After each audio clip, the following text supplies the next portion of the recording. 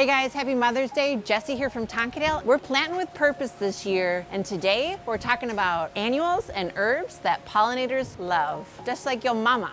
Let's go take a walk through the greenhouse. I think I have 5 go-to must-have annuals for pollinators. My number 1 pick is always zinnias. We'll have zinnias in 3 sizes. They'll be tall, medium, and short. The Benares Giant are the tallest, and when you plant them in mass, that brings pollinators into your garden. So planting zinnias within like a vegetable garden or even within a perennial garden will bring pollinators into the garden because they can see that big mass of color. So what I usually do is choose 1 color and plant a lot of them. So zinnias is my number 1 pick for getting pollinators in the garden. Another favorite annual for attracting pollinators into the garden is salvia. We'll have several different selections. The blue salvia is the best salvia. Really beautiful candle-like flowers that are just stacked and brings in the bees. All right, an often overlooked annual that is great for attracting pollinators is Verbena bonariensis. This one reseeds in the garden and can get a little wild, but the flowers are just this tiny purple, gets nice and tall, and I love to use it in cut flower arrangements. So Verbena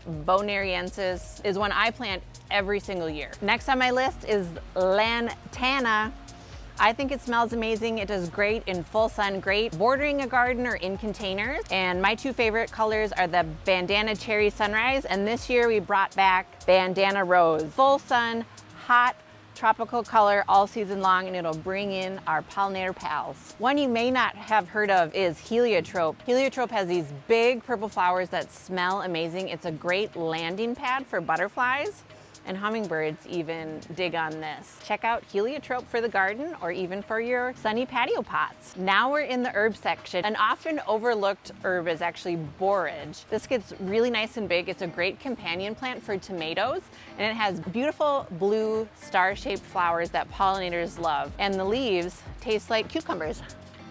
Dill and fennel, members of the carrot family, are host plants for swallowtail butterfly larvae. I love the bronze-leaf fennel in my garden because it just gives a really beautiful bronzy color, and in the wind it just looks really elegant and amazing. The swallowtail butterfly will lay their eggs on dill and fennel or anything in the carrot family, and then you'll get to see the larva. Pretty cool, huh? This is a new basil for us. It's called cardinal. It has a beautiful pinky red flower that's dome-shaped and probably gets this big. It's a little bit like sweet basil, but it almost has a more floral aroma, and if you let some of it go to flower, you're gonna bring those pollinators right to your front door, to your garden. Happy spring and happy Mother's Day. We're so excited to invite you into the greenhouse, and we hope we've inspired you to plant with purpose and plant for pollinators. Most importantly, just plant. Thanks for watching, and we'll see you at Tonkadale.